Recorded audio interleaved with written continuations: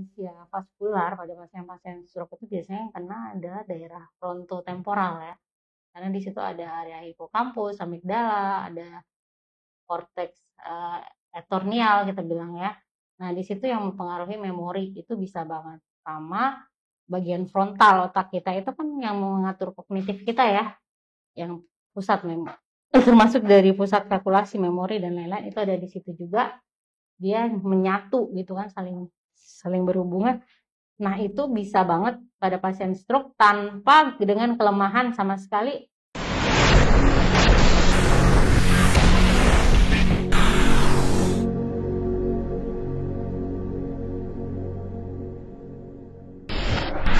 Sudah hadir pada siang hari ini akan menemani Anda dengan topik-topik menarik di bidang kesehatan yang tentunya akan sangat bermanfaat bagi Anda. Baik, topik podcast kita pada siang hari ini adalah mengenai penyakit pikun. Nah, jika mendengar tentang penyakit pikun, mungkin yang tergambar adalah penyakit yang mengenai orang dengan lanjut usia. Apakah wajar ya orang dengan usia lanjut akan terkena penyakit pikun? Lantas, apakah orang dengan usia muda juga beresiko atau bisa terkena penyakit pikun ini? Apa saja tanda dan gejala penyakit pikun? Kemudian, apakah seseorang dengan yang mengalami sering lupa seperti itu bisa dikategorikan termasuk dalam penyakit pikun? Tentunya untuk menjawab pertanyaan-pertanyaan tersebut, pada siang hari ini kita sudah menghadirkan seorang narasumber yang kompeten di bidangnya untuk menjelaskan mengenai hal tersebut. Beliau adalah seorang dokter spesialis neurologi atau spesialis saraf di RSUD Dr. Raden Sujana Slow. Langsung saja kita sapa narasumber kita pada siang hari ini, Dr. Dewa Ayu Citra Mahardina, spesialis neurologi. Selamat siang, Dok. Selamat siang, Dr. Gadisa. Selamat siang, teman-teman Ngopi Sahabat Sehat. Saya dengan Dr. Dewa Ayu Citra Mahardina, spesialis saraf. Saat ini saya sedang mengabdi di Rumah Sakit RSUD Slow. Baik, Dokter, saya ucapkan terima kasih banyak, Dok, ya sudah menyempatkan diri untuk hadir di tengah kesibukannya di podcast kita pada siang hari ini. Ya. Baik, Dok, sebelum kita lanjut, Dok, ke pembahasan tentang penyakit pikun, saya ingin mengingatkan dulu untuk sahabat sehat yang ada di rumah, jika Anda memiliki pertanyaan tentang penyakit pikun, Anda dapat mengetikkan pertanyaan di kolom chat live akun Instagram maupun Facebook RSUD Dr. Raden Sujana Slow. Sekali lagi, jika Anda memiliki pertanyaan tentang penyakit pikun, Anda dapat mengetikkan pertanyaan di kolom chat akun live Instagram maupun Facebook RSUD Dr. Raden Sujana Slow. Dan jangan lupa untuk follow akun Instagram, like akun Facebook, dan subscribe akun YouTube channel RSUD Dr. Raden Sujana Slow untuk mendapatkan info-info terbaru di bidang kesehatan maupun layanan terbaru di RSUD Dr. Raden Sujana Slow. Baik, sahabat sehat, sebenarnya sudah tidak sabar ya kita masuk ke pembahasan topik podcast kita pada siang hari ini tentang penyakit pikun. Langsung aja, Dok, ya. Iya. Ini tentang penyakit pikun. Nah, sebenarnya, Dok, yang dimaksud dengan penyakit pikun itu apa sih, Dok? Penyakit pikun itu biasanya kalau dalam dunia kedokteran atau dunia medis kita sebut juga dengan demensia. Cuman demensia ini ada banyak sekali, Dokter Gadisa. Penyebabnya juga ada banyak. Jadi kasarannya ini sebenarnya penyakit pikun ini adalah penyakit demensia. Biasanya terjadi pada orang-orang yang usia lanjut. Paling sering itu di atas 65 tahun sudah bisa kita deteksi, oh ini ada pasien dengan sering lupa, itu adalah penyakit pikun. Ya, seperti itu, Dokter Gadisa. Berarti ada kata kunci tadi sering lupa, Dok, ya. Iya. Orang awam mungkin menyebutnya dengan istilah penyakit pikun, tapi kalau yang kita di kedokteran berarti sama, Dok, ya, antara penyakit pikun dengan demensia ini. Sama. Cuman berbeda tahapan nanti, beda namanya, beda penyakitnya, nanti beda kelainannya seperti itu. Oke, baik, Dok. Ini saya penasaran juga nih, Dok, kan saya pernah nonton nih, Dok, film Korea yang mungkin sahabat saya juga sering nonton. Moment to Remember ya? Ya, Moment to Remember yang Alzheimer itu, Dok. Ya. Nah, itu kan di situ dia ceweknya lupa itu, Dok, ya, ada gangguan memori seperti itu. Nah, apa sama juga, Dok, antara Alzheimer dengan penyakit pikun atau demensia ini atau gimana? Demensia itu ada banyak sekali, Dokter Gadisa.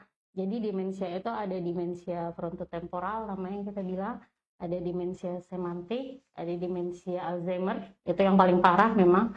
Terus kemudian demensia vaskular, biasanya pada pasien-pasien pasca stroke itu biasanya sering lupa, itu 3 bulan pasca stroke itu kita sebut juga dengan demensia vaskular. Nah, kalau yang tadi itu yang di film Korea itu dibilang demensia Alzheimer kan di situ kalau nggak salah ya. Itu biasanya kalau demensia Alzheimer itu kalau saya agak rancu sih sama film itu ya. Cuman karena soalnya biasanya demensia Alzheimer itu di atas usia 65 tahun, tapi memang bisa terjadi pada usia lebih muda. Tapi tidak banyak seperti itu. Itu memang itu bagian dari demensia pikun. Cuman itu parah banget. Parah kelainannya itu lebih parah, bukan cuma gangguan lupa, bahkan dia bisa gangguan perilaku. Short term memory dan long term memorinya bisa terganggu semuanya dan fungsi yang lain semuanya terganggu. Berarti bagian dari demensia juga dok ya, tapi iya, bagian dari demensia. lebih berat juga mungkin nanti akan kita jelaskan lebih lanjut dok ya.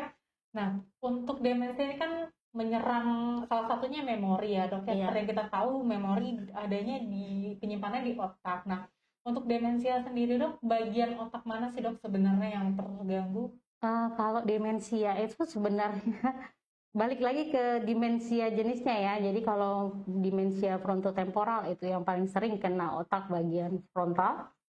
Tapi biasanya dari gambaran MRI-nya nanti kita lihat itu dia simetris, ada atrofi di bagian frontal. Kalau demensia semantik itu biasanya dia lebih ke atrofi lobus temporal di bagian temporal tapi sebelah kiri. Nah itu demensia semantik namanya. Nanti gejalanya beda-beda lagi semuanya. Terus kalau demensia Alzheimer ini yang paling banyak nih kelainannya. Jadi demensia Alzheimer itu dia tidak disebabkan oleh penyakit apapun, tapi memang itu suatu kelainan yang murni disebabkan oleh protein beta amiloid namanya. Jadi dia yang menyebabkan semakin lama otak itu semakin rusak. Nah itu dia biasanya nggak cuma di satu tempat tuh. Jadi ada di bagian frontotemporal dulu, nanti dia ke belakang di bagian posterior, bagian parietal, habis itu dia bisa masuk ke corpus callosum, kemudian ke bagian ventricle dan lain-lain. Pokoknya yang paling banyak kenanya itu adalah demensia Alzheimer. Gitu. Berarti cukup banyak dok. Banyak. Termasuk satu lagi dokter Gadisa itu demensia vaskular ya. Itu biasanya kita temukan pada pasien-pasien pasca stroke. Setelah stroke tiba-tiba 3 bulannya, dok saya ini gampang lupa nih dok gitu. Nah itu kita sebut juga dengan demensia vaskular. Oke, berarti regi yang terkena otak bisa macam-macam dok ya. Nanti itu yang membedakan jenis demensia. Iya, jenis demensia dibedakan macam-macam dari gejalanya macam-macam. Oke. Nah tadi karena dok banyak area yang bisa terkena banyak area gitu dok ya di otak, berarti selain fungsi memori, fungsi apa aja nih dok yang bisa terganggu pada orang dengan demensia? Ya. Yang pertama kalau demensianya masih derajat, demensia itu kan ada derajatnya nih dok. Ada yang ringan, ada yang sedang, ada yang moderate, yang berat ya. Jadi nanti biasanya kita nilai nih dengan ada toolsnya, banyak penilaian untuk demensia itu. Ini pasiennya derajat ringan, sedang, berat. Kalau berat itu hampir semua fungsi yang kena. Jadi fungsi atensinya dia kena, dia enggak. Terus namingnya kena, jadi dia tidak bisa berbahasa. Terus kemudian dia tidak bisa menamai benda itu, naming namanya ya.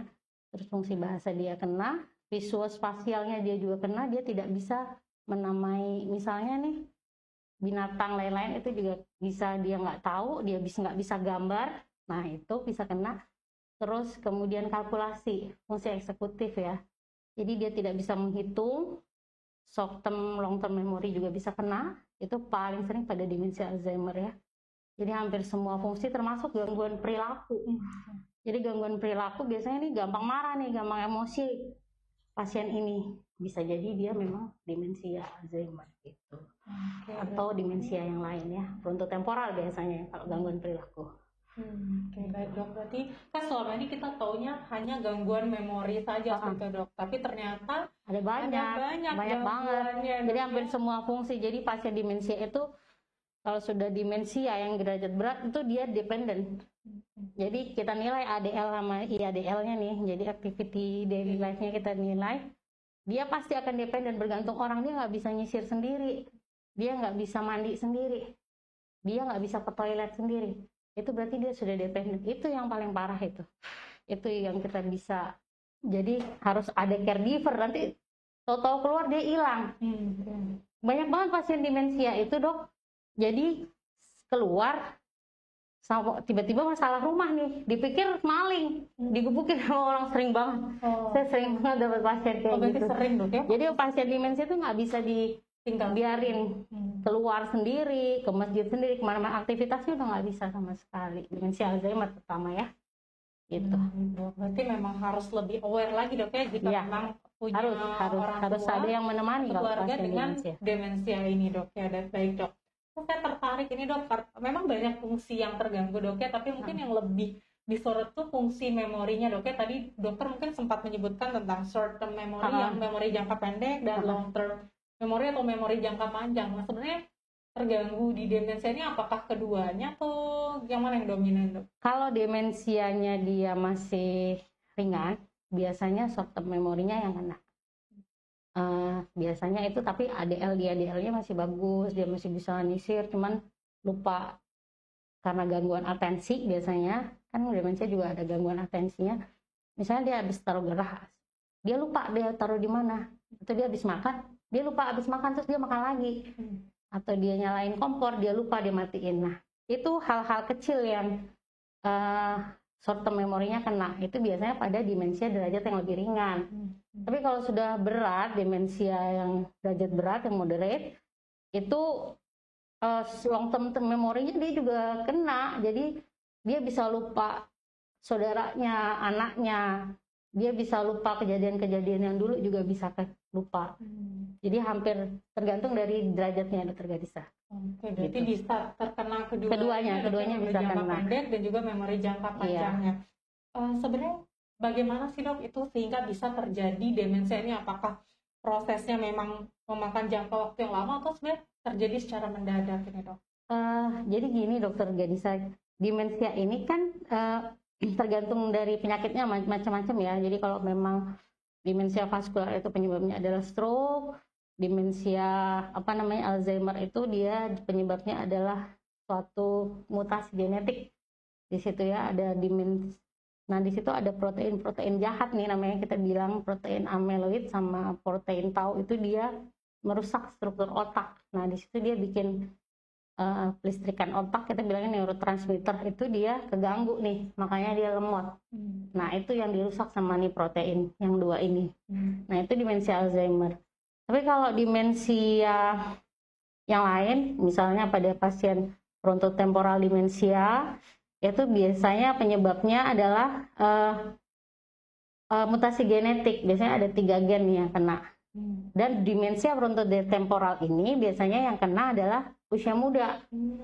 Bedanya sama demensia Alzheimer nih, demensia frontotemporal ini dia biasanya yang kena usia-usia yang masih 40 sampai 65 tahun paling sering kena. Jadi bisa banget ini demensia kena pada usia muda itu. Misalnya saya nih mulai sering lupa gitu, bisa jadi besok kena demensia juga kita nggak tahu. Iya, jadi itu hal yang kecil, makanya harus dilatih ini memori setiap hari. Itu kita harus aktivitas, itu mempengaruhi banget. Terus yang terakhir itu demensia vaskular tadi udah ya, demensia Lewy body namanya. Itu biasanya kita temukan pada pasien-pasien Parkinson. Nah itu ada gangguan gerak, ada halusinasi gejalanya, terus ada gangguan lupa. Itu juga disebabkan karena ada namanya Lewy body ya, itu ya penyebab kerusakan di otaknya. Jadi banyak banget penyebabnya nih Dokter Gadisa. Intinya dia itu merusak otak menjadi lebih parah sehingga pelistrikan otaknya dia nggak connect. Oke, jadi tadi memang ini dok ya tergantung jenis demensianya. Tergantung jenis demensianya. Ada yang progresif, mungkin ada juga yang mendadak. Tadi mungkin untuk demensia vaskular itu kan kejadian mendadak dok ya, untuk stroke. Dan satu fakta mencengangkan tadi dok, bahwa bisa terkena juga usia muda. Jadi bisa banget. Harus hati-hati dok. Harus hati-hati. Selama ini kan kita familiarnya penyakit pikun untuk usia tua ya. Jadi harus hati-hati. Mungkin nanti kita akan bahas lebih lanjut dok ya, apa saja yang perlu diperhatikan. Jangan sering lupa nanti taunya terkena demensia. Iya, tentu kita bisa besok kena demensia frontotemporal atau demensia semantik namanya. Itu bisa banget. Oke, ini pembahasan menarik sebenarnya dok ya, tapi mungkin nanti kita akan bahas lagi tentang yang demensia tanda dan gejalanya itu apa aja dok ya.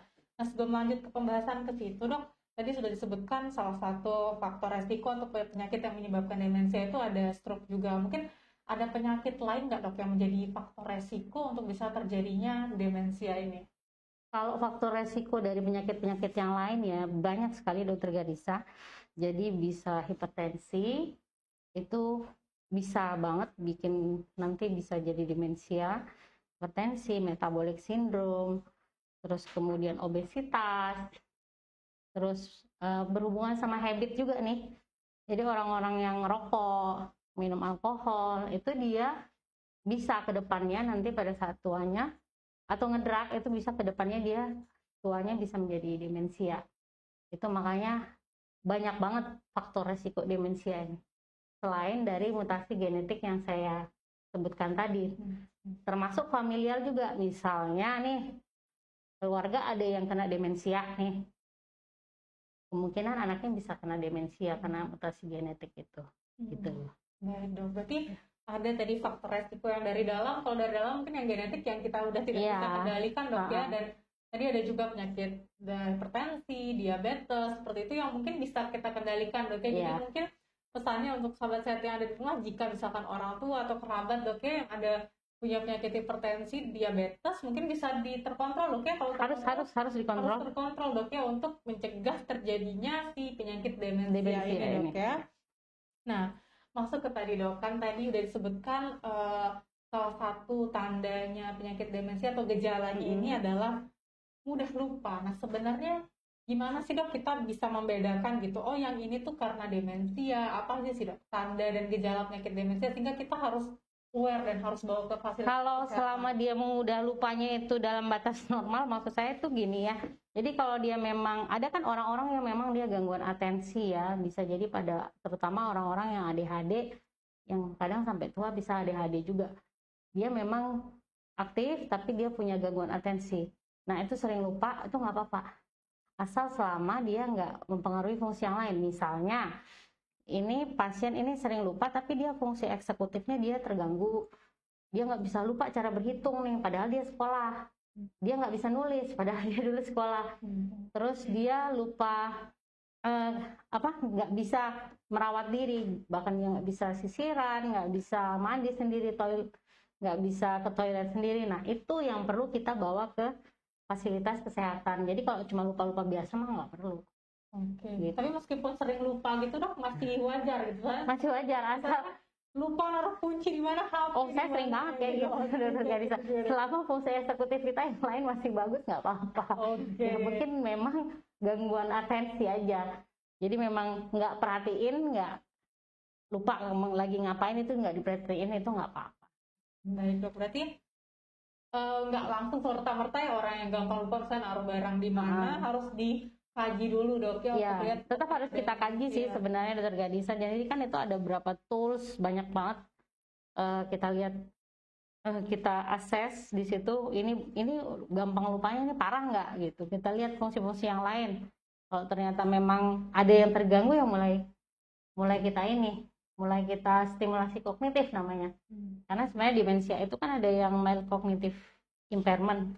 Jadi gangguan kognitif derajat ringan. Nah itu mulai kita treatment biasanya dengan stimulasi kognitif, seperti itu main puzzle misalnya, nulis. Terus biasanya kita punya program nih, zaman dulu waktu saya sekolah ya, kita punya program buat pasien-pasien demensia. Dia ada programnya di komputer, jadi dia biasanya nebak-nebak gambar seperti itu. Jadi supaya terstimulasi otaknya dok ya. Iya. Oke, baik dok. Berarti nggak langsung ya serta-merta orang gampang lupa langsung kita demensi harus segera fasilitas kesehatannya, tapi harus dilihat lagi fungsi lainnya. Nah, satu pertanyaan lagi dok. Ini kan kalau stroke tadi kan demensia stroke bisa menyebabkan demensia vaskular juga salah satunya. Nah, yang kita tahu kalau stroke biasanya ada kelemahan tubuh dok ya, atau defisit motorik seperti itu.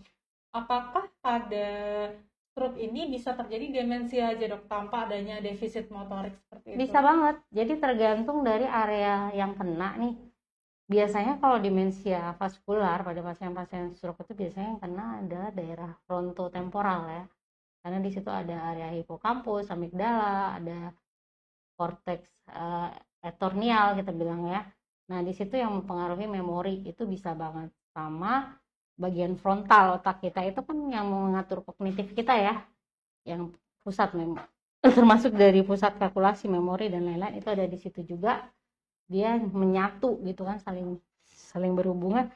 Nah itu bisa banget pada pasien stroke tanpa dengan kelemahan sama sekali.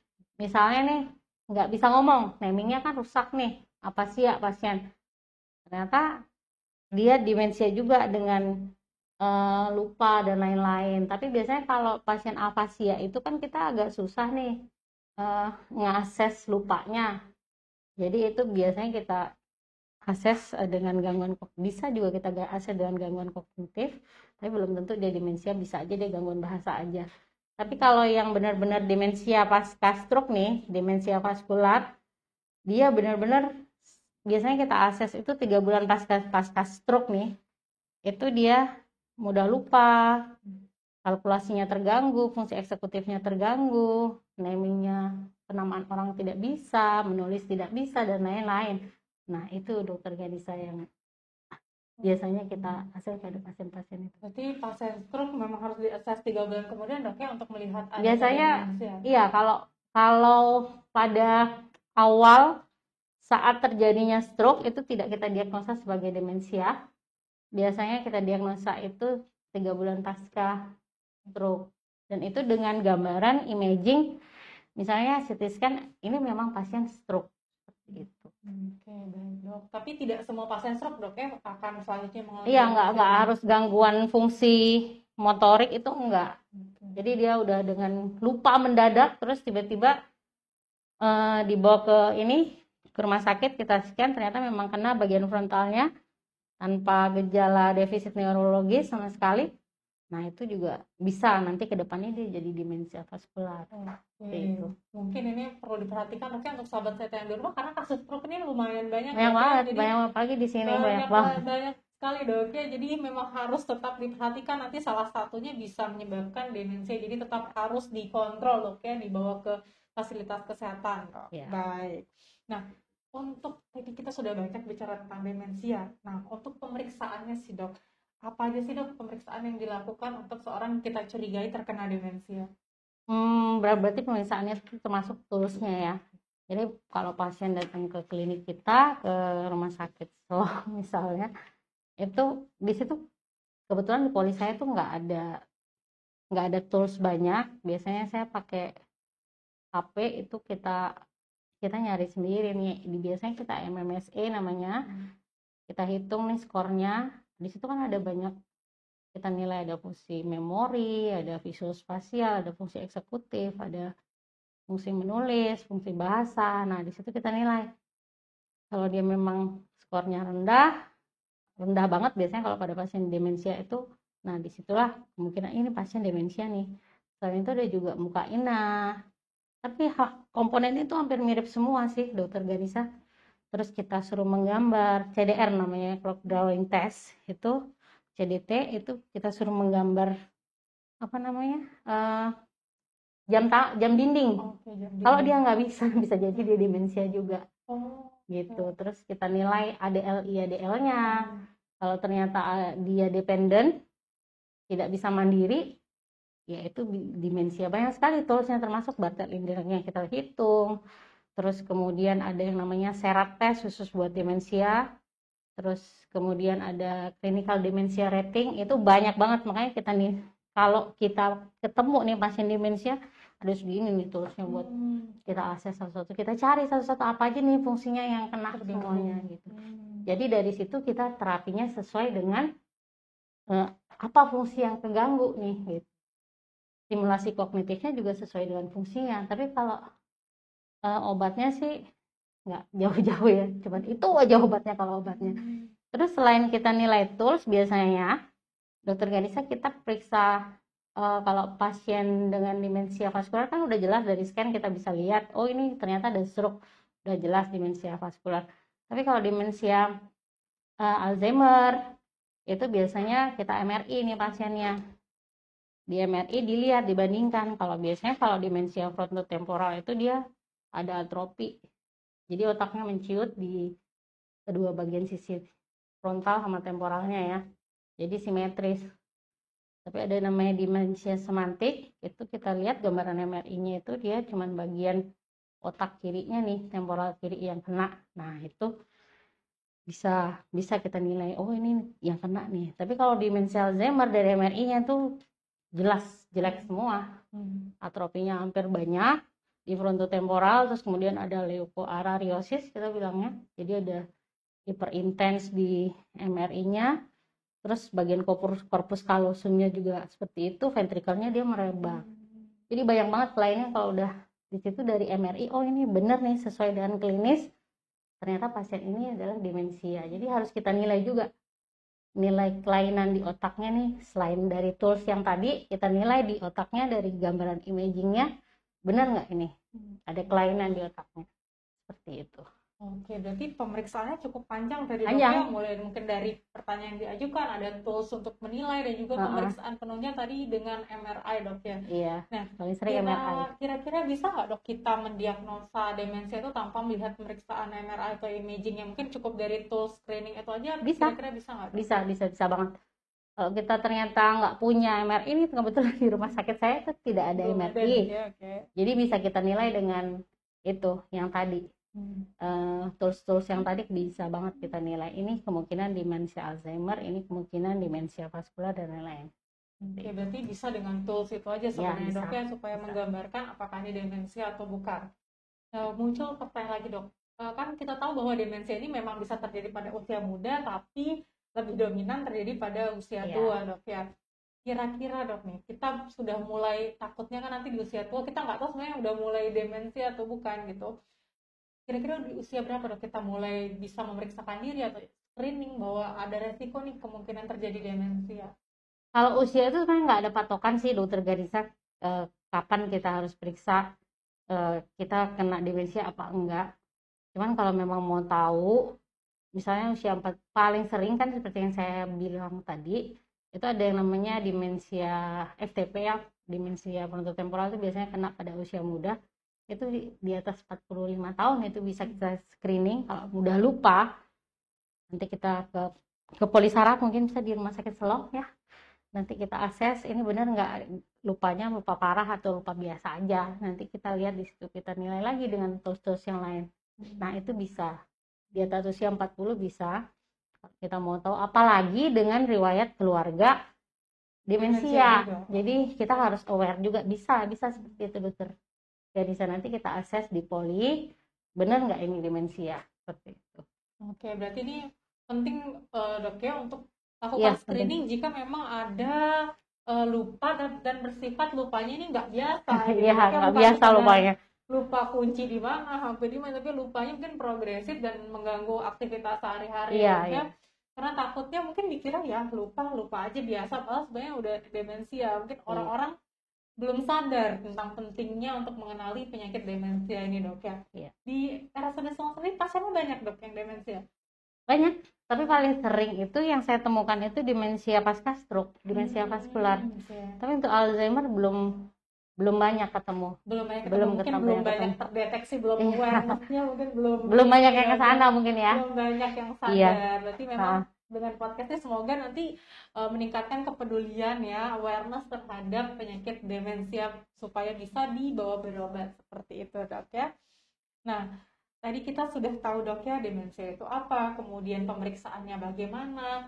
Mungkin sebelum ke pengobatan dok, mungkin ada nggak sih aktivitas atau apa yang bisa dianjurkan dok supaya fungsi otak kita tuh bagus untuk mencegah terjadinya demensia? Mungkin untuk orang yang sehat dulu dok, supaya nanti nggak terjadi demensia. Kalau sehat itu sih yang penting aktivitas itu tetap olahraga, terus senam otak. Kita punya senam otak nih sebenarnya. Orang pasien-pasien demensia itu dia beberapa jurnal bilang itu memang dia bisa memperbaiki fungsi kognitif ya, walaupun tidak signifikan jauh gitu, enggak.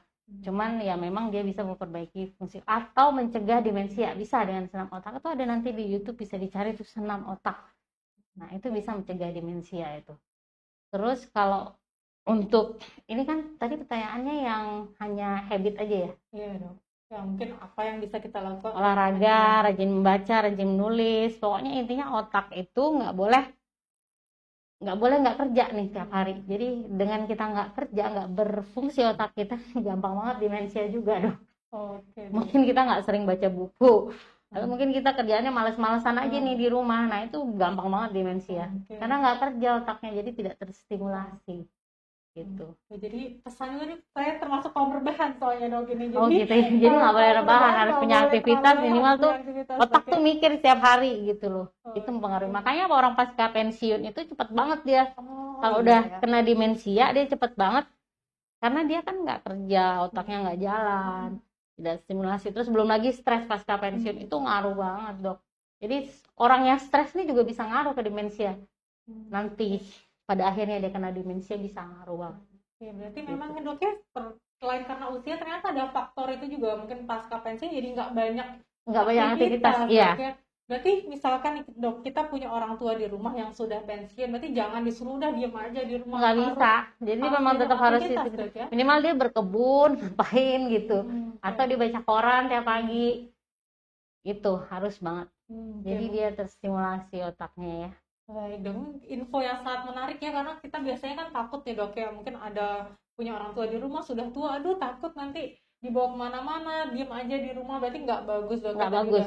Disebutkan pesan juga untuk sahabat saya, jika punya orang tua di rumah diajak beraktivitas, tapi tentunya yang aman dok. Iya, yang aman. Untuk menstimulasi otaknya dok. Termasuk zikir sama baca Quran itu dia menstimulasi otak loh. Jadi memang kadang pasien-pasien nih dok, ini lupa nih gitu.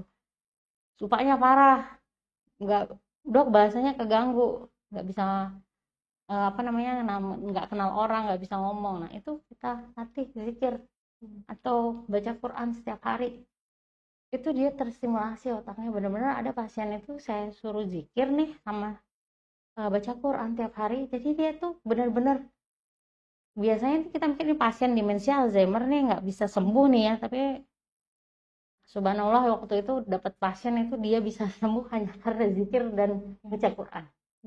Gitu, karena terstimulasi juga dok ya, mata melihat, mendengar, mungkin berbicara gitu dok ya.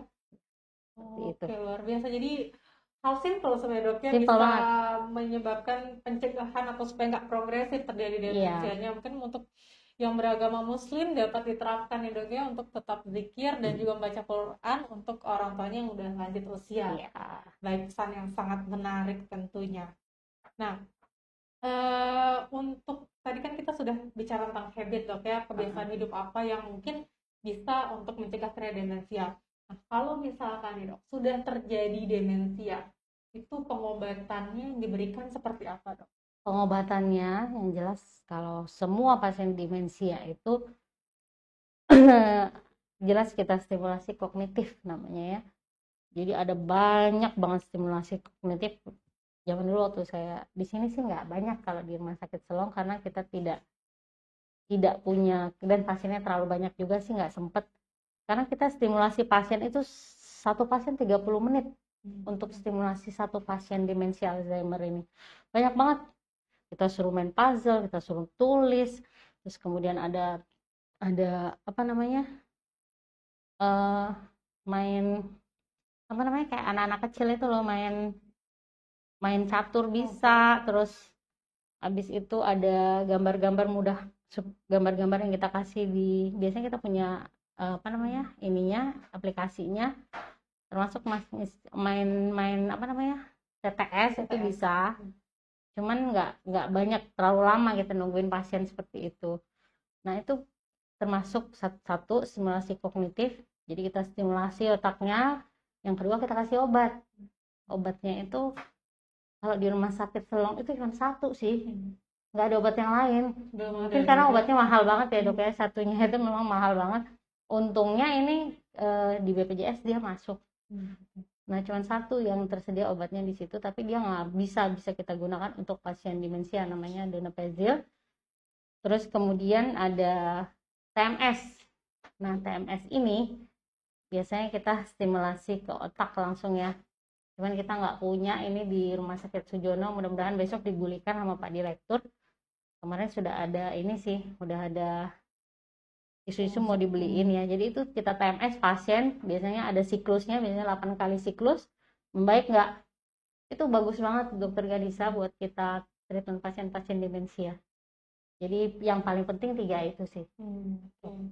Berarti selain pengobatan tadi yang penting juga stimulasi kognitif Stimulasi, gitu dok ya, tidak bukan hanya cuma di cukup. sana, di rumah juga tetap harus distimulasi, diajarin dia main puzzle, main catur, ngisi TTS, nulis dan lain-lain Ya, gitu. iya dok. Berarti pesan pentingnya nih ya sahabat sehat bahwa jika ada yang terkena demensia di rumah, nggak cuma pengobatan tapi pendampingan dok ya tadi, Iya, pendampingan pendampingan. supaya tetap distimulasi di rumah. Iya, Seperti benar-benar. itu dok ya. Nah, muncul lagi pertanyaan dok, kan ini sudah diobati, kemudian diberikan stimulus kognitif seperti itu. Ada stimulus kognitif seperti itu. Kira-kira bisa kembali nggak dok ya fungsi kognitifnya dari yang semula terjadi deteriorasi menjadi normal kembali nih dok? Kalau demensia Alzheimer nih dokter Ganisa, memang untuk bisa normal hampir semua demensia ya, mau vaskular Alzheimer, demensia frontotemporal dan lain-lain itu tidak bisa kembali normal, itu tidak bisa, cuman memang dia ada perbaikan fungsi. Jadi misalnya fungsi eksekutifnya membaik, fungsi menghitungnya membaik. Tadinya dia nggak bisa nulis, dia bisa nulis. Tadinya dia namingnya jelek, tidak bisa bahasa, dia bisa ngomong, bisa namain benda gitu bisa.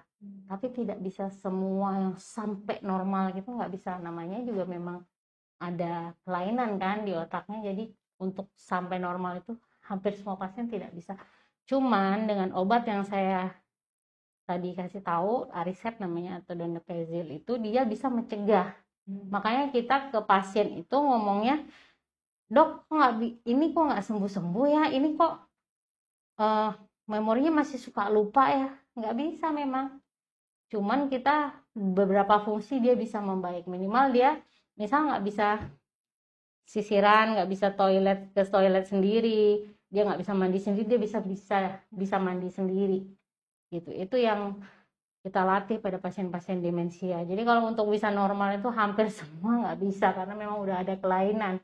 Cuman kita mencegah supaya lebih progresif, semakin lama dia semakin rusak nih fungsi otaknya. Jadi dia udah sampai pipis, ngompol sendiri, sampai benar-benar gangguan perilaku yang dia ngamuk-ngamuk sendiri. Nah, itu yang kita cegah, dokter Garissa. Gitu.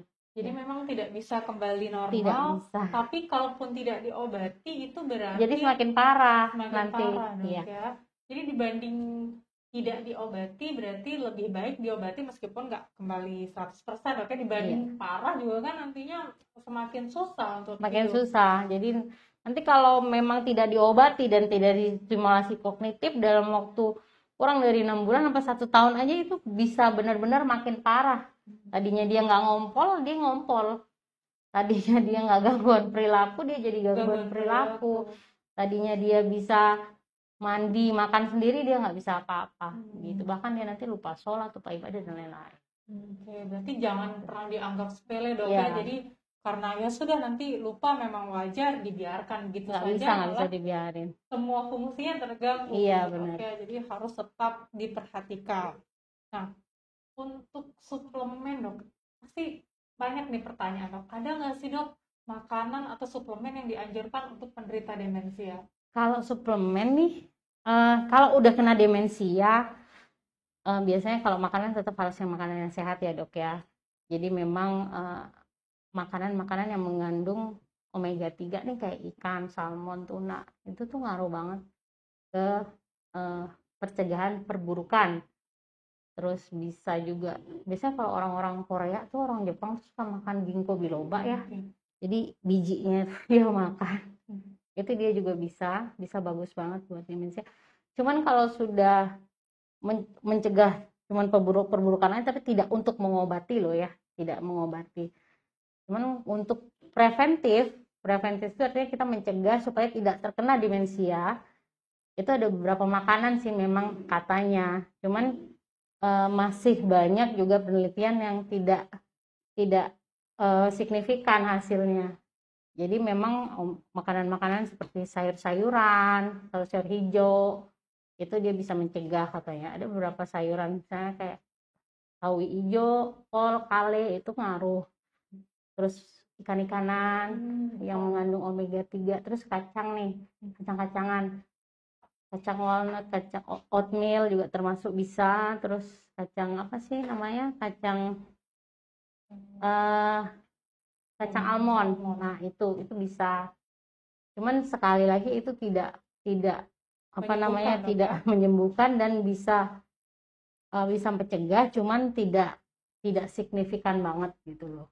Oke, tapi mungkin bisa dikonsumsi, bisa banget. Oke, selain itu dok, mungkin saya pernah baca nih dok, mungkin tertarik juga soal kopi dok. Itu benar nggak sih mitosnya bahwa kopi itu bisa mencegah terjadinya demensia? Kalau kopi ini memang sudah banyak jurnalnya, dokter Ghanisa. Jadi orang-orang yang sering ngopi ini 3-5 cangkir, tapi kebanyakan sih mungkin 3-5 cangkir kalau saya ya, itu dia bisa mencegah demensia. Jadi misalnya nih orang-orang yang ngopi di midlife, jadi di usia muda, dia itu pada saat tuanya nanti dia bisa menurunkan resiko demensia sampai 65%.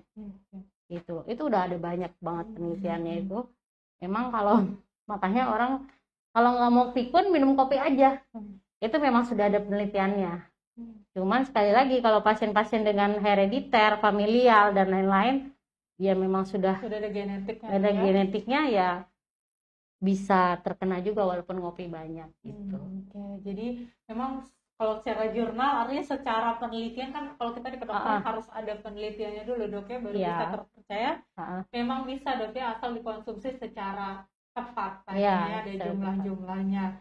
Baik, jadi mungkin bisa ya dok ya, kita abis ini ngopi, bisa ngopi abis ini biar mencegah demensia ya. Demensia yang penting nggak kebanyakan. Iya, yang penting nggak kebanyakan. Nah, baik dok, sebelum kita lanjut dok ke pertanyaan, mungkin ada beberapa pertanyaan yang udah dari audiens.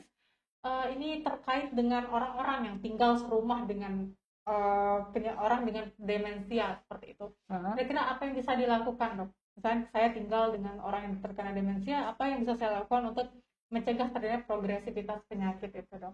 Yang penting dibawa berobat nih pasiennya. Yang kedua harus punya caregiver ya. Jadi memang benar-benar harus ada yang nungguin, yang nemenin. Kalau dia memang sudah dependen banget ya harus dibantu semua activity daily life-nya itu semuanya dibantu. Terus kalau memang dia benar-benar ada keluarga yang demensia ya, setiap hari kita seperti yang saya bilang tadi, diajak ngaji, diajak ibadah, diajak aktivitas, diajak main-main, jalan-jalan biar nggak stres di rumah. Itu nanti mempengaruhi ya. Yang penting itu pencegahan tetap kita lakukan untuk progresivitas, tetap diobati, tetap distimulasi kognitif di rumah, dan tetap dijaga supaya nggak hilang. Gitu. Bahaya yang hilang. Baik. Jadi sebenarnya banyak dok yang bisa dilakukan selain pengobatan sebagai seorang caregiver di rumah atau orang yang tinggal dengan penyakit demensia ini, banyak yang bisa dilakukan dan tentunya sangat bermanfaat ya tadi dengan beberapa cara sesuai dengan podcast kita tadi. Nah, sebelum kita lanjut dok ke pertanyaan, kita sudah ada beberapa pertanyaan dari sahabat sehat yang ada di rumah. Sebelum kita lanjut ke sesi pertanyaan, mari kita saksikan dulu video edukasi mengenai demensia Alzheimer berikut ini. Tahukah Anda apa itu Alzheimer? Alzheimer adalah gangguan penurunan fungsi otak yang mempengaruhi daya ingat, emosi, perilaku, dan fungsi otak lainnya. 1 dari 10 orang yang berusia di atas 65 tahun mengidap Alzheimer. Setiap 4 detik ada 1 orang terdiagnosa Alzheimer di dunia. Alzheimer belum bisa disembuhkan. Obat yang ada hanya untuk memperlambat progresivitas dan mengatasi gejala Alzheimer. Kurangilah risiko terkena Alzheimer. Kenali 10 gejala umum penyakit Alzheimer. Gangguan daya ingat. Pak, anak-anak nanti jadi pulang kan? Jadi. Pak, anak-anak jadi pulang kan ya? Kok tanya lagi? Kan barusan sudah dijawab, Bu. Sering lupa akan kejadian yang baru saja terjadi, menceritakan dan menanyakan hal yang sama berulang-ulang, lupa akan satu hal dalam frekuensi yang terlalu sering. sulit fokus.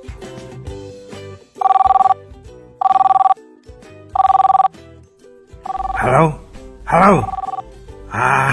Ini telepon udah rusak mungkin ya. Kok nggak bisa dipakai? Melakukan hal yang biasa dan sederhana menjadi lebih susah dan perlu waktu lama. Sulit melakukan kegiatan sehari-hari. Dari tadi nulis perencanaan keuangannya, kok nggak selesai-selesai, Bu? Seringkali sulit untuk merencanakan atau menyelesaikan tugas sehari-hari. Bingung cara mengatur keuangan, bahkan bingung cara mengemudi. Disorientasi waktu. Anterin ibu yuk. Mau kemana jam 10 malam begini, Bu? Ke pasar. Disorientasi tempat. Bingung akan waktu di mana mereka berada dan tidak tahu jalan pulang. Tahukah Anda apa itu Alzheimer? Alzheimer adalah gangguan penurunan fungsi otak yang mempengaruhi daya ingat, emosi, perilaku, dan fungsi otak lainnya. 1 dari 10 orang yang berusia di atas 65 tahun mengidap Alzheimer. Setiap 4 detik ada 1 orang terdiagnosa Alzheimer di dunia. Alzheimer belum bisa disembuhkan. Obat yang ada hanya untuk memperlambat progresivitas dan mengatasi gejala Alzheimer. Kurangilah risiko terkena Alzheimer. Kenali 10 gejala umum penyakit Alzheimer. Gangguan daya ingat. Pak, anak-anak nanti jadi pulang kan? Jadi, Pak, anak-anak jadi pulang kan ya? kok tanya lagi? Kan barusan sudah dijawab, Bu. Sering lupa akan kejadian yang baru saja terjadi, menceritakan dan menanyakan hal yang sama berulang-ulang, lupa akan satu hal dalam frekuensi yang terlalu sering. Sulit fokus.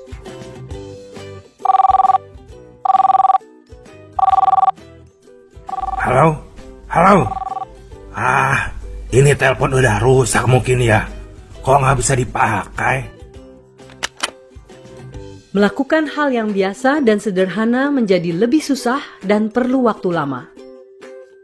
Sulit melakukan kegiatan sehari-hari. Dari tadi nulis perencanaan keuangannya, kok nggak selesai-selesai, Bu? Seringkali sulit untuk merencanakan atau menyelesaikan tugas sehari-hari. Bingung cara mengatur keuangan, bahkan bingung cara mengemudi. Disorientasi waktu. Anterin ibu yuk. Mau kemana jam 10 malam begini, Bu? Ke pasar. Disorientasi tempat. Bingung akan waktu di mana mereka berada dan tidak tahu jalan pulang. Susah memahami visual spasial. Ayo Pak, pulang. Ini cara keluarnya gimana ya? Bu, kok tumpah-tumpah dibiarkan? Hah? Tumpah? Apanya? Kesulitan memahami visual spasial dapat kita lihat dari kesulitan mengukur jarak, membedakan warna, tidak mengenali wajah sendiri di cermin, menabrak cermin atau pintu kaca ketika berjalan, serta kesulitan mencari jalan keluar yang sebelumnya dilalui. Gangguan berkomunikasi. Pak, tolong ambilin itu, itu loh, jam dinding ibu di... Maksud Ibu, jam tangan. Iya, jam tangan. Gangguan berkomunikasi dapat kita lihat dari kesulitan berbicara dan mencari kata yang tepat di dalam sebuah percakapan, serta bingung untuk melanjutkannya. Menaruh barang tidak pada tempatnya. Pasti kamu ya Udin yang ambil dompet. Tidak, Nyonya. Sumpah. Menyimpan barang tidak pada tempatnya, bahkan kadang curiga ada yang mencuri atau menyembunyikan barang tersebut, sehingga berdampak terhadap orang-orang di sekitarnya. Salah membuat keputusan. Ini Mas, uangnya. Loh, kebanyakan Bu. Belanjaan Ibu cuma 20.000 aja. Salah membuat keputusan meliputi bingung menentukan suatu hal, susah menghitung, berpakaian tidak serasi atau terbalik, dan lain sebagainya. Menarik diri dari pergaulan. Ibu kok di sini sih? Nggak ikut kumpul bareng aja di luar? Ah, nggak apa-apa, Pak. Enakan di sini. Nggak usah, di sini aja. Menarik diri dari pergaulan dengan atau tanpa alasan yang jelas, tidak memiliki inisiatif untuk melakukan aktivitas yang biasa dinikmati, cenderung diam saja dengan mata menerawang. Perubahan perilaku dan kepribadian. Masakan ibu agak asin ya. Ah, gitu ya. Dulu aja bilangnya enak, sekarang bilangnya asin. Bapak udah gak cinta lagi ya sama ibu. Serba salah semuanya. Orang berubah menjadi lebih sensitif, mudah tersinggung. Hal kecil dapat memicu kemarahan yang meledak-ledak yang berlebihan. Iritabilitas, depresi, mudah kecewa, dan putus asa. Apabila Anda melihat adanya 10 gejala Alzheimer ini, tindakan selanjutnya adalah memeriksakan ke dokter, meminta untuk diberikan deteksi dini serta pemeriksaan lebih lanjut, bergabung dengan komunitas peduli Alzheimer di lingkungan Anda. Tindakan mengurangi risiko terkena Alzheimer diantaranya adalah melakukan olahraga teratur, menerapkan pola makan yang sehat, mengkonsumsi gizi seimbang, melatih otak secara berkala, berpikiran positif, dan beraktivitas produktif. Baik, sahabat sehat, kita kembali lagi. Di sini sudah ada beberapa pertanyaan yang masuk dari audiens di rumah. Baik dok, langsung saja dok ya nih, saya sebutkan pertanyaannya. Pertanyaan pertama dari user Novita Wardani. Dok, dari usia berapa penyakit pikun ini dialami oleh seseorang? Kemudian, ciri-ciri paling spesifik yang dialami oleh orang yang penyakit pikun ini apa dok? Seperti yang saya sebutkan tadi dok, bisa jadi penyakit pikun ini terjadi pada usia 40 sampai 60 tahun itu memang tapi kecil ya, tidak banyak, maksudnya sekitar 30 sampai 40%. Terus kemudian paling sering itu pada usia di atas 65 tahun kalau demensia Alzheimer. Jadi yang saya sebutkan tadi, jadi 40 sampai 60 tahun itu bisa sudah mulai pikun, itu bisa tergantung dari faktor-faktor yang berpengaruh. Oke, terus ciri paling spesifik dok yang dialami oleh orang yang penyakit pikun ini apa dok? Yang pertama itu ciri spesifiknya jelas mudah lupa ya, mudah lupa, terutama memori baru ya, memori baru, short term memorinya itu udah mulai bisa kita bilang ini orang nih pikun. Terus nanti berjalan kemudian dengan progresivitas, terus dia gangguan yang lain. Seperti yang saya katakan tadi, dokter Gadisa, bisa gangguan fungsi atensi, bisa gangguan fungsi bahasa, tidak bisa menulis, dan lain-lain yang tadi, seperti yang tadi saya sebutkan. Nah, itu bisa sebagai gejalanya seperti itu. Oke, baik. Berarti sudah terjawab dok ya. Kita lanjut ke pertanyaan nomor 2 dok, dari user Pak Samsul Bahri. Ini apakah semua kita pada akhirnya akan masuk ke fase demensia? Jadi maksudnya mungkin semua orang akan mengalami demensia seperti dok seiring dengan penuaan. Ya, kalau itu yang jelas tergantung dari tingkat keparahan atrofi otak ya. Jadi memang semakin tua otak kita itu dia semakin menciut. Biasanya kalau kita scan itu atau kita MRI udah jelas nih menciut. Tapi kalau yang menciutnya semua bagian otak, kan itu sebenarnya karena memang karena proses penuaan neurodegeneratif kita bilangnya ya. Tapi kalau yang memang menciut pada area-area tertentu, misalnya yang seperti saya sebutkan frontotemporal, terus kemudian ada pelebaran ventrikel, corpus callosumnya kena, dan lain-lain. Nah, itu yang bisa menyebabkan terjadinya demensia yang parah. Tapi kalau cuma menciut biasa aja, paling yang kena short term memorinya dok. Itu. Jadi yang bisa pikun-pikun pada usia tua. Jadi memang dia lupa nih, habis makan dia lupa dia ini. Nah, itu pikun-pikun demensia senilis kita bilangnya. Seperti itu. Nah, itu tidak separah demensia yang lain. Nah, itu bisa. Hampir semua orang pasti akan pikun. Tapi banyak juga pasien dengan atrofi otaknya nih, misalnya dia otaknya mencius, tapi dia fungsi semuanya dia masih bagus pada sampai usia misalnya 90 sampai 100 dia masih bagus. Nah, itu saya nggak tahu nih kenapa otaknya bisa sampai segitu. Seharusnya sih sudah atrofi, itu berarti dia udah short termnya udah kena nih. Tapi ada beberapa pasien seperti itu yang masih bagus. Nah, itu mungkin karena dulunya dia aktivitasnya bagus, tidak stres, dia fungsikan otaknya dengan bagus, makannya yang bagus juga, termasuk makan makanan yang sehat dan lain-lain. Dan memang tidak terjadi proses hanya atrofi biasa dan tidak terjadi proses neurodegeneratif yang merusak otak. Berarti memang tergantungnya tiap orang Iya. beda-beda. Ada orang yang pikun, pasti hampir semua orang pikun sekitar 60-80%, tapi beberapa persennya dia bisa sampai tua dia tidak pikun.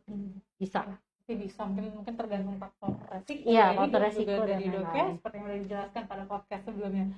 Baik, sudah terjawab ya Dok untuk pertanyaan kedua. Lanjut kita ke pertanyaan ketiga Dok. Ini dari user Kerupuk Lendong. Waduh, ini bikin lapar nama username-nya.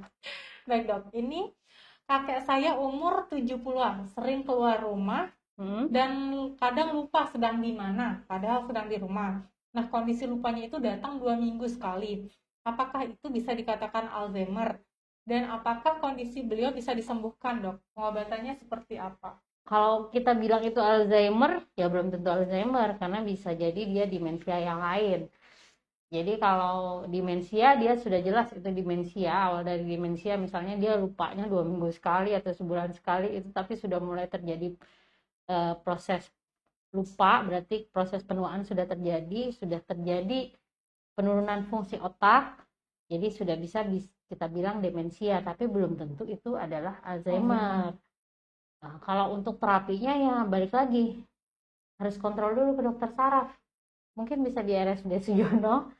Jadi nanti di sana kita akses ini benar nggak ini demensia Alzheimer, atau ternyata dia malah demensia vaskular, dia kena stroke, tapi stroke biasanya tuh stroke yang tidak bergejala, infak lakunar. Nah, itu bisa. Jadi dia biasanya pasien-pasien ini sebenarnya dulu dia stroke, dia nggak tahu, dia nggak bergejala. Nah, biasanya kita scan sih, kita pastiin dia ini ada demensia vaskular atau yang lain gitu. Jadi tetap harus kita akses, nggak bisa kita bilang ini demensia Alzheimer karena begini-begini. Ini demensia apa, itu tetap kita akses semuanya, kita satu-satu ya, tetap diperiksa satu-satu. Jadi untuk pertanyaan ketiga Dok ya, supaya mau lebih jelas harus tetap datang ke Tetap fasilitas datang, kesehatan, iya, karena nanti nggak bisa saya sendiri. terapinya ya terapi obat, stimulasi kognitif tadi sama TMS yang saya bilang, cuman kita nggak punya. Paling yang bisa kita lakukan di Rumah Sakit Serong stimulasi kognitif sama obat. Ya. Jadi untuk user yang sudah menanyakan ini, tindakan selanjutnya adalah membawa ya Kak. Harus dibawa ke RSUD Selong untuk pemeriksaan lebih lanjut tentunya. Baik, untuk pertanyaan terakhir Dok dari user Putri Dio 12, ini bagaimanakah perbedaan pikun, demensia dan Alzheimer Bu Dokter? Mungkin tadi sudah dijelaskan tapi kita ulang lagi nggak apa-apa. Dan apakah terus bermain HP, entah itu scrolling sosmed atau main game, bisa menambah kepikunan? Nah, ini generasi muda banget nih Dok. Pertanyaan kedua. Yang pertama tadi apa sih pertanyaan Dok? Perbedaan pikun, demensia dan Alzheimer. Pikun demensia tadi sudah kita jelaskan bahwa kalau pikun adalah demensia, Alzheimer itu bagian dari demensia. Jadi demensia itu ada macam-macam, ada banyak. Alzheimer ini termasuk dari demensia. Terus kalau yang tadi itu pertanyaannya main game ya? Ya, scrolling sosmed juga Dok. Kalau scrolling sosmed tuh sampai sekarang belum ada penelitian sih. Ini pas bisa nggak menyebabkan pikun ke depan, itu nggak ada penelitian, karena kan kita neliti pasien kalau buat pikun itu kan berarti berpuluh-puluh tahun ke depan ya. Tapi kalau untuk main game itu udah banyak banget penelitiannya. Kalau game online atau game online terutama ya. Kalau internet online tuh aku belum nemu jurnalnya, karena kemarin kita juga bikin penelitian di UGM tentang game online pada anak-anak itu dia bisa banget mempengaruhi fungsi kognitif. Jadi dia bisa menurunkan fungsi kognitif pada anak-anak. Jadi anak-anak itu sebenarnya nggak boleh main game online. Itu benar-benar kita bikin penelitian itu di UGM. Waktu itu saya termasuk tim penelitinya dengan beberapa teman-teman. Itu mempengaruhi fungsi kognitif pada anak. Jadi anak itu dan usia remaja, dari waktu itu kita penelitiannya ke anak SMP ya. Itu dia mempengaruhi fungsi kognitif. Jadi misalnya nih ya, waktu itu kita pakai toolsnya MMSE ya. Itu kita teliti pasien anak-anak SMP yang seluruh di Jogja waktu itu dengan game online, dia kecanduan game online, dia menurunkan fungsi kognitif. Nah, itu bisa. Tapi untuk demensia atau Alzheimer berikutnya itu belum tentu. Hanya fungsi kognitif. Fungsi kognitif itu berarti ya kepintarannya, fungsi eksekutifnya, fungsi berhitung dan lain-lain bisa terganggu. Nah, itu bisa ngaruh banget game online. Jadi nggak boleh anak kecil dikasih main game online. Dikasih gadget gitu ya, Dok, apalagi main game nggak boleh. Iya. Itu udah ada penelitiannya kalau itu. Oke, jadi pesan yang sangat menarik, Dok. Justru ini pertanyaannya banyak yang menanyakan karena Dok ya, berarti terbukti Dok ya, anak itu jika memainkan game online itu terbukti menurunkan fungsi kognitifnya. Jadi mungkin pemain game online mungkin bisa dibatasi Dok ya, supaya tidak kecanduan seperti itu, sehingga selanjutnya nanti menurunkan fungsi kognitif yang mungkin Dok ya untuk penelitian lebih lanjut bisa menyebabkan terjadinya demensia. Baik Dok, ini pertanyaannya sudah habis Dok, tapi sebelum kita tutup saya mau mengumumkan dulu ini untuk yang penanya yang mendapatkan door prize sebanyak 3 orang. Mungkin saya sebutkan yang pertama user Novita Wardani, kemudian user Kerupuk Lendong, dan yang ketiga user Putri Dio 12. Baik, nanti untuk penanya yang terpilih dapat menghubungi kru podcast Ngopi Sehat melalui DM Instagram RSUD Dr. Raden Sujana Sulap. Baik Dok, sebelum kita tutup ini Dok, tadi kan kita sudah bahas banyak Dok ya tentang demensia, menjawab pertanyaan juga sudah. Mungkin ada pesan nggak Dok sebagai seorang dokter saraf mungkin untuk meningkatkan kewaspadaan terhadap penyakit demensia ini untuk sahabat sehat yang ada di rumah? Iya, jadi untuk pesan dan pesannya, jadi demensia itu bisa terjadi pada siapa aja, umur dengan usia berapapun, biasanya 40 tahun ke atas. Nah, itu bisa terjadi mau itu usia muda dan usia tua, bisa terjadi kapan aja. Jadi harus hidup sehat, rajin olahraga, terus kemudian nggak boleh malas, dan berobat ke rumah sakit Sujono kalau memang ada keluhan. Gitu.